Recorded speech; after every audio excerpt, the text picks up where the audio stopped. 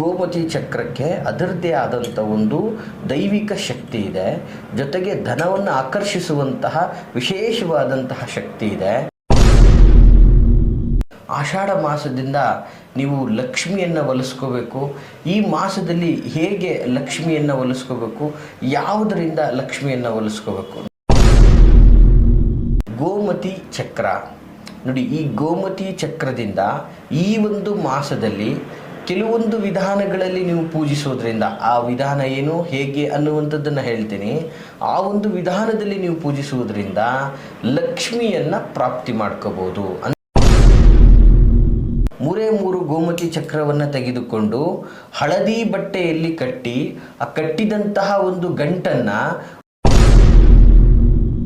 ನಿಮ್ಮ ಮನೆಯ ಮುಖ್ಯ ದ್ವಾರದ ಹೊಸಲಿಗೆ ಸಾಮಾನ್ಯವಾಗಿ ರಂಗೋಲಿಯನ್ನು ಬರೀತಿರಲ್ವಾ, ಆ ರಂಗೋಲಿಯನ್ನು ಇದರ ಪುಡಿಯಿಂದ ನೀವು ಆ ಒಂದು ಬರೆಯೋದ್ರಿಂದ ಅದು ನಿಮ್ಮ ಒಂದು ಹೊಸ್ಲತ್ರ ಹಾಕುವುದರಿಂದ. ನಮಸ್ತೆ ವೀಕ್ಷಕರೇ, ನಾನು ನಿಮ್ಮ ಮೈಸೂರಿನ ಶ್ರೀನಿವಾಸನ್. ವೀಕ್ಷಕರೇ, ಇವತ್ತು ಬಹಳ ಅದ್ಭುತವಾದಂತಹ ಮಾಹಿತಿಯನ್ನು ನಾನು ನಿಮಗೆ ಕೊಡ್ತಾ ಇದ್ದೀನಿ. ಯಾರೂ ಕೂಡ ಈ ಒಂದು ವಿಡಿಯೋನ ಅರ್ಧಂಬರ್ಧ ನೋಡದೆ ಸಂಪೂರ್ಣವಾಗಿ ನೋಡಿ ಅಂತ ಹೇಳಲಿಕ್ಕೆ ಇಚ್ಛೆಪಡ್ತೀನಿ. ಎಲ್ಲರಿಗೂ ಕೂಡ ಉಪಯುಕ್ತವಾಗುವಂತಹ ಮಾಹಿತಿ. ಇನ್ನೇನು ಆಷಾಢ ಮಾಸ ಪ್ರಾರಂಭವಾಗಿದೆ. ಈ ಒಂದು ಆಷಾಢ ಮಾಸದಲ್ಲಿ ವಿಶೇಷವಾಗಿ ನೀವು ಪರಿಪೂರ್ಣ ಒಂದು ಧನ್ಯತಾ ಭಾವವನ್ನು ನೀವು ಪಡ್ಕೋಬೇಕು.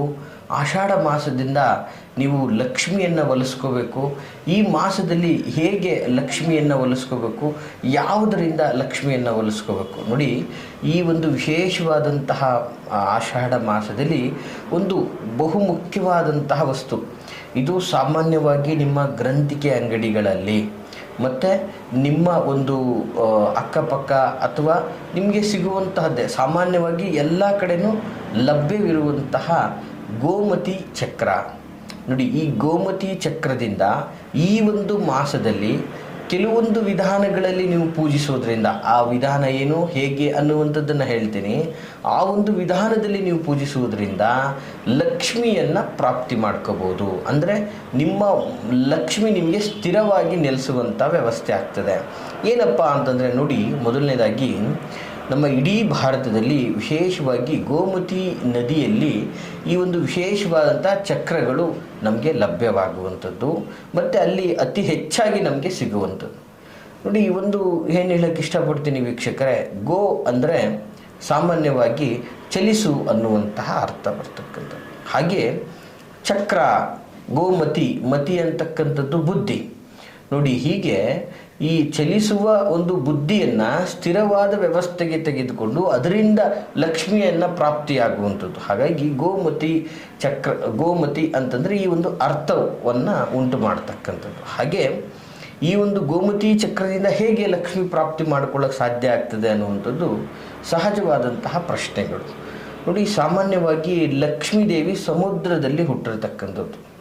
ಸೊ ಈ ಗೋಮತಿ ಚಕ್ರನೂ ಸಹ ಸಮುದ್ರದಲ್ಲಿ ಸಿಗುವಂಥದ್ದು. ಹಾಗಾಗಿ ಗೋಮತಿ ಚಕ್ರದಲ್ಲಿ ಸಾಕ್ಷಾತ್ ಮಹಾಲಕ್ಷ್ಮಿ ನೆಲೆಸಿರ್ತಾಳೆ ಅನ್ನುವಂತಹ ನಂಬಿಕೆ ನಮ್ಮ ಸನಾತನ ಧರ್ಮದಲ್ಲಿ ಇರ್ತಕ್ಕಂಥದ್ದು. ಅದರ ಜೊತೆಗೆ ಈ ಗೋಮತಿ ಚಕ್ರದ ಕೆಲವೊಂದಷ್ಟು ತಂತ್ರಗಳು ಬಲು ಪ್ರಿಯವಾಗಿರ್ತಕ್ಕಂಥದ್ದು ಲಕ್ಷ್ಮಿಗೆ. ಹೀಗಾಗಿ ಈ ಗೋಮತಿ ಚಕ್ರಗಳನ್ನು ಬಳಸಿ ನಿತ್ಯ ನಿಯಮಿತವಾಗಿ ಮಾಡುವ ಕೆಲವು ವಿಧಾನಗಳನ್ನು, ಒಂದು 4 ವಿಧಾನಗಳನ್ನು ನಾನಿವತ್ತು ನಿಮಗೆ ಈ ಒಂದು ಕಾರ್ಯಕ್ರಮದಲ್ಲಿ ತಿಳಿಸ್ಕೊಡ್ತೀನಿ ವೀಕ್ಷಕರೇ. ಈ ನಿಯಮಗಳನ್ನು ನಿಯಮವತ್ತಾಗಿ ನೀವು ಕರೆಕ್ಟಾಗಿ ಪಾಲನೆ ಮಾಡಿದ್ದೆ ಆದರೆ ಖಂಡಿತವಾಗಿಯೂ ಕೂಡ ನೀವು ಲಕ್ಷ್ಮಿಯನ್ನು ಪ್ರಾಪ್ತಿ ಮಾಡ್ಕೋಬೋದು.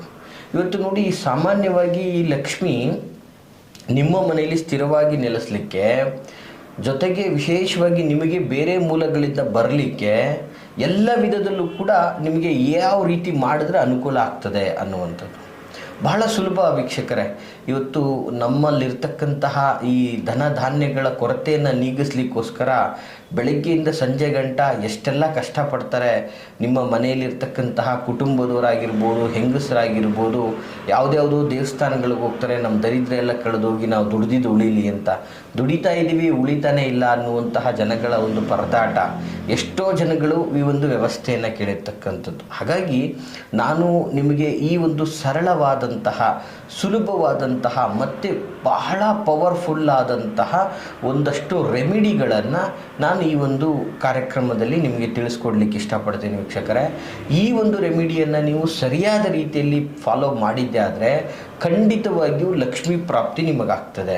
ನೋಡಿ, ಸಾಮಾನ್ಯವಾಗಿ ಏನು ಗೋಮತಿ ಚಕ್ರ ಅಂತ ಹೇಳ್ಬೋದು. ಇವತ್ತು ನಾನು ತಂದಿದ್ದೀನಿ, ಅದನ್ನು ನಿಮಗೆ ತೋರಿಸ್ತೀನಿ ವೀಕ್ಷಕರೇ. ಇದು ವಿಶೇಷವಾಗಿ ಗೋಮತಿ ಚಕ್ರ. ನೋಡಿ, ಈ ಒಂದು ತಟ್ಟೆ ಒಳಗಡೆ ನಾನು ಇಟ್ಟಿದ್ದೀನಿ, ನಿಮಗೆ ಕಾಣಿಸ್ಬೋದು. ಈ ರೀತಿಯಾಗಿ ಗೋಮತಿ ಚಕ್ರ ಇರ್ತಕ್ಕಂಥದ್ದು ಸುಮಾರು ಒಂದು 5 ಗೋಮತಿ ಚಕ್ರಗಳನ್ನು ನಾನು ನಿಮಗೋಸ್ಕರ ತೋರಿಸ್ಲಿಕ್ಕೆ ಅಂತಲೇ ತಂದಿರ್ತಕ್ಕಂಥದ್ದು ಈ ಒಂದು ಗೋಮತಿ ಚಕ್ರಗಳು. ಈ ಗೋಮತಿ ಚಕ್ರಕ್ಕೆ ಅದರದ್ದೇ ಆದಂಥ ಒಂದು ದೈವಿಕ ಶಕ್ತಿ ಇದೆ, ಜೊತೆಗೆ ಧನವನ್ನು ಆಕರ್ಷಿಸುವಂತಹ ವಿಶೇಷವಾದಂತಹ ಶಕ್ತಿ ಇದೆ.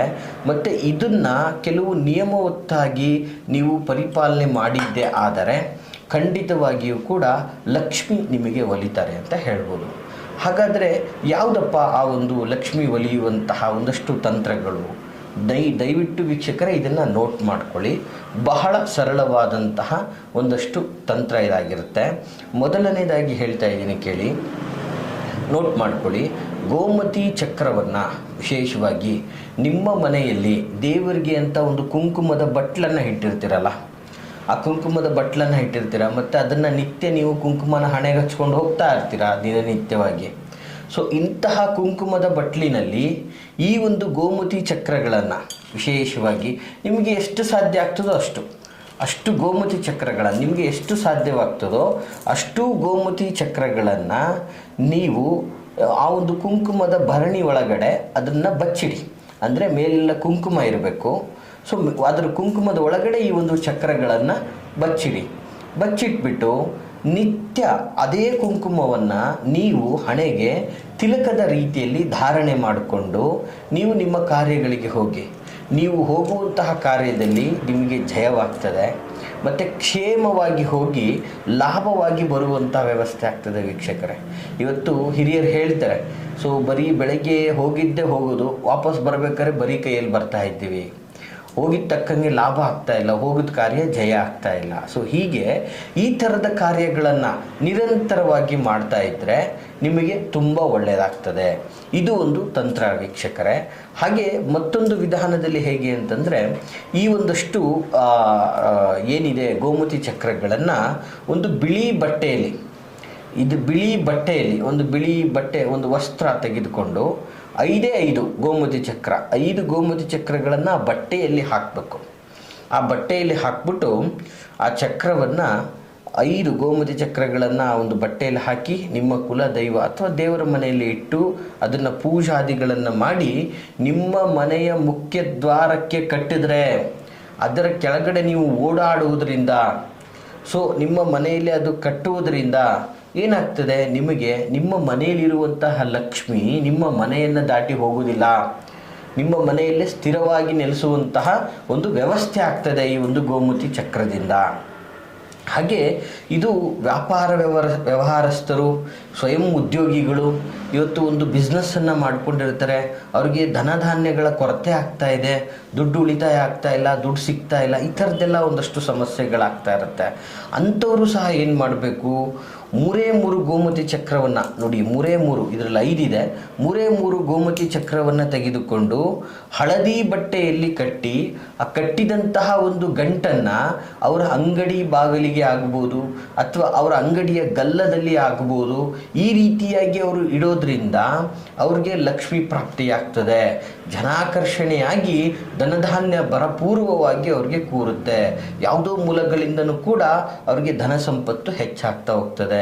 ಮತ್ತೊಂದು ವಿಚಾರ ಏನಂತ ಹೇಳಿದ್ರೆ, ಮತ್ತೊಂದು ತಂತ್ರ, ವಿಶೇಷವಾದಂತಹ ತಂತ್ರ ವೀಕ್ಷಕರೇ, 3 ಗೋಮತಿ ಚಕ್ರವನ್ನು ನೀಟಾಗಿ ಪುಡಿ ಮಾಡಿ, ಇದು ಬಹಳ ಅದ್ಭುತವಾದ ರೆಮಿಡಿ ಆಗಿರುತ್ತೆ ಆ್ಯಂಡ್ ತುಂಬ ಪವರ್ಫುಲ್ ಆದಂತಹ ರೆಮಿಡಿಗಳು ಇದೆಲ್ಲ.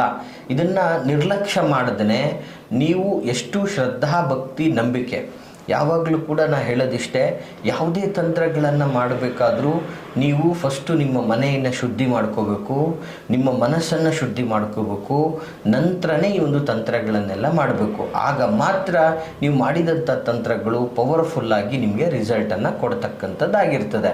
ಸೊ ಇದು ಕಡೆಯ ತಂತ್ರ ಏನಪ್ಪ ಅಂತಂದರೆ, 3 ಗೋಮತಿ ಚಕ್ರವನ್ನು ತೆಗೆದುಕೊಂಡು ಅದನ್ನು ನೀಟಾಗಿ ಪುಡಿ ಮಾಡಬೇಕು ವೀಕ್ಷಕರೇ. ಅಂದರೆ ಇದನ್ನು ನೀಟಾಗಿ ಪುಡಿ ಮಾಡಿದಾಗ ಒಂದು ರೀತಿ ರಂಗೋಲಿ ಥರ ಇದು ಆಗ್ತದೆ. ಸೊ ಈ ಒಂದು ಪುಡಿಯನ್ನು ಏನು ಮಾಡಬೇಕು, ನಿಮ್ಮ ಮನೆಯ ಮುಖ್ಯ ದ್ವಾರದ ಹೊಸಲಿಗೆ ಸಾಮಾನ್ಯವಾಗಿ ರಂಗೋಲಿಯನ್ನು ಬರೀತಿರಲ್ವಾ, ಆ ರಂಗೋಲಿಯನ್ನು ಇದರ ಪುಡಿಯಿಂದ ನೀವು ಆ ಒಂದು ಬರೆಯೋದ್ರಿಂದ, ಅದು ನಿಮ್ಮ ಒಂದು ಹೊಸ್ಲ ಹತ್ರ ಹಾಕುವುದರಿಂದ ನಿಮಗೆ ಸಂಪೂರ್ಣವಾಗಿ ಲಕ್ಷ್ಮಿಯ ಆಕರ್ಷಣೆ ಆಗ್ತದೆ. ಜೊತೆಗೆ ನಿಮ್ಮಲ್ಲಿದ್ದಂತಹ ನಿಮ್ಮಲ್ಲಿರುವಂತಹ ದೌರ್ಭಾಗ್ಯ ನಾಶ ಆಗ್ತಾ ಹೋಗ್ತದೆ. ಇದನ್ನು ಒಂದು ಸಲ ಮಾಡಿ ಬಿಡೋ ಹಾಗಿಲ್ಲ ವೀಕ್ಷಕರೇ. ನಿಮ್ಮ ದೌರ್ಭಾಗ್ಯ ಮುಗಿಯೋವರೆಗೂ ಕೂಡ ನಿತ್ಯ ನಿಯಮಿತವಾಗಿ ನಿರಂತರವಾಗಿ ಶುಕ್ರವಾರ, ಮಂಗಳವಾರ, ವಿಶೇಷವಾಗಿ ಅಮಾವಾಸ್ಯೆ, ಹುಣ್ಣಿಮೆಯ ದಿನಗಳಲ್ಲಿ ನಿರಂತರವಾಗಿ ನೀವು ಇದನ್ನು ಮಾಡ್ತಾ ಬಂದರೆ ನಿಮ್ಮ ದೌರ್ಭಾಗ್ಯ ದೂರ ಆಗಿ ನಿಮಗೆ ಧನದ ಹರಿವು ಬರ್ತಕ್ಕಂಥದ್ದಾಗ್ತದೆ. ಈ ಸರಳವಾದಂತಹ ಒಂದಷ್ಟು ತಾಂತ್ರಿಕ ಪ್ರಯೋಗಗಳು, ತುಂಬ ವಿಶೇಷವಾದಂತಹ ಒಂದು ಪವರ್ಫುಲ್ ಆಗಿರುವಂತಹ ಈ ತಂತ್ರಗಳನ್ನು ನೀವು ಮಾಡೋದ್ರಿಂದ ನಿಮಗೆ ಸ್ಥಿರವಾದ ಲಕ್ಷ್ಮಿಯನ್ನು ಪಡ್ಕೊಳ್ಳುವಂತಹ ಸಾಧ್ಯತೆಗಳು ತುಂಬ ಹೆಚ್ಚಾಗಿರ್ತದೆ. ಮತ್ತು ಇದು 100% ರಿಸಲ್ಟ್ ಕೊಡುವಂತಹ ಬಹಳ ಪವರ್ಫುಲ್ ಆದಂತಹ ಒಂದು ತಂತ್ರ ಆಗಿರ್ತದೆ ವೀಕ್ಷಕರೇ. ಈ ಮಾಹಿತಿನ ದಯವಿಟ್ಟು ಎಲ್ರಿಗೂ ಶೇರ್ ಮಾಡಿ. ಬಹಳ ಅದ್ಭುತವಾದ ಮಾಹಿತಿ. ನಿಮಗೆ ಇಷ್ಟವಾಗಿದ್ದರೆ ಲೈಕ್ ಮಾಡಿ. ಹಾಗೆ ಯಾರೆಲ್ಲ ಹಣಕಾಸಿಗೆ ಸಂಬಂಧಪಟ್ಟ ಹಾಗೆ ಕಷ್ಟ, ನೋವು, ಸಂಕಟವನ್ನು ಅನುಭವಿಸ್ತಾ ಇದ್ದಾರೋ ಅವ್ರಿಗೆ ತಪ್ಪದೆ ಶೇರ್ ಮಾಡಿ ಅಂತ ಹೇಳ್ತಾ, ಎಲ್ರಿಗೂ ಕೂಡ ಆ ಒಂದು ತಾಯಿ ಮಹಾಲಕ್ಷ್ಮಿಯ ಆಶೀರ್ವಾದ ಸಿಗಲಿ. ನಿಮ್ಮ ಅನಿಸಿಕೆ ಅಭಿಪ್ರಾಯಗಳನ್ನು ಈ ಒಂದು ಕಮೆಂಟಲ್ಲಿ ನೀವು ಕಮೆಂಟ್ ಮಾಡಿ. ಜೊತೆಗೆ ಮಹಾಲಕ್ಷ್ಮೀ ನಮಃ ಅಂಥೇಳಿ ಕಮೆಂಟ್ ಮಾಡಿ. ಆ ತಾಯಿ ಆಶೀರ್ವಾದ ನಿಮಗೆ ಲಭ್ಯವಾಗುತ್ತೆ ಅಂತ ಹೇಳ್ತಾ, ಹಾಗೆ ನಿಮ್ಮ ಯಾವುದೇ ಥರದ ವೈಯಕ್ತಿಕ ವಿಚಾರಗಳನ್ನು ನಮ್ಮೊಟ್ಟಿಗೆ ಮಾತಾಡಬೇಕು, ನಮ್ಮನ್ನು ಭೇಟಿ ಆಗಬೇಕು ಅಂತಂದರೆ ನಾವಿರುವಂತಹ ವಿಳಾಸ ಮೈಸೂರಿನ ವಿಜಯನಗರ 2ನೇ ಹಂತ KD ಸರ್ಕಲಲ್ಲಿ ನಮ್ಮ ಕಚೇರಿ ಸಹ ಲಭ್ಯವಿರ್ತಕ್ಕಂಥದ್ದು. ವಿಡಿಯೋದಲ್ಲಿ ಕಾಣ್ತಾ ಇರತಕ್ಕಂತಹ ಸಂಖ್ಯೆಗೆ ನೇರವಾಗಿ ಕರೆ ಮಾಡಿ ಮುಕ್ತವಾಗಿ ಮಾತನಾಡಿ ಬಂದು ಭೇಟಿಯಾಗ್ಬೋದು ಅಂತ ಹೇಳ್ತಾ, ಎಲ್ರಿಗೂ ಶುಭವಾಗಲಿ. ನಮಸ್ಕಾರ.